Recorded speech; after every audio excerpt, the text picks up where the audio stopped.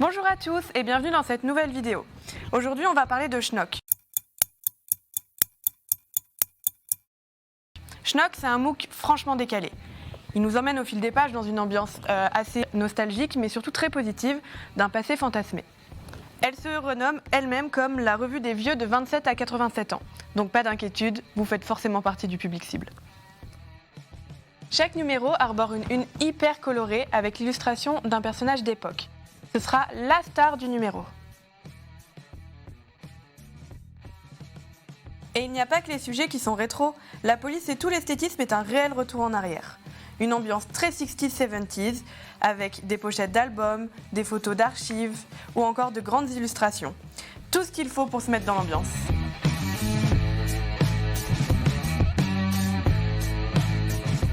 Votre lecture se découpera en 3 temps forts. On commence fort avec le Schnock des cultures.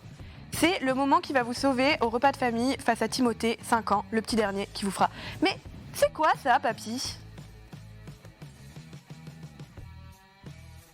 Dans cette partie, on retrouve notamment des formats récurrents comme le Top 15, qui est un classement de tout et n'importe quoi, mais surtout de fossiles. On y retrouve notamment des pubs pour des cigarettes, à l'époque où on pensait encore que c'était bon pour la santé de fumer, ou en tout cas que c'était cool.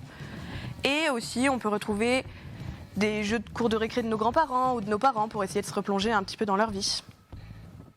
On enchaîne avec les Schnock par le Schnock et l'important dossier sur la star du numéro. On y retrouve des anecdotes aussi croustillantes qu'il le faut pour pas abîmer vos dentiers et tout un retracement de sa carrière et des grands moments qu'il ne faut surtout pas louper. On retrouve plusieurs formats récurrents, notamment le top 10 ou, mon petit préféré, le Dico Schnock. C'est un petit fascicule coloré à l'alphabet plutôt approximatif et qui retrace tout le palmarès de notre invité d'honneur pour être sûr de ne rien louper.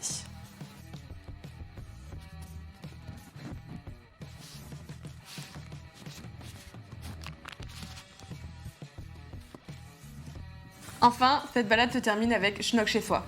C'est une dernière partie où on présente plein d'objets qu'on avait oubliés au fond de nos tiroirs, au fond de nos placards, au fond de nos bibliothèques ou dans nos greniers. Comme ce masque très étrange. En tout cas, c'est des dernières pages qui font revivre ce petit moment de oh, « Mais comment j'ai pu oublier ça ?» Et des pages qui ont forcément le goût de la Madeleine. Non, celle de Proust, hein, retirez ça de votre bouche.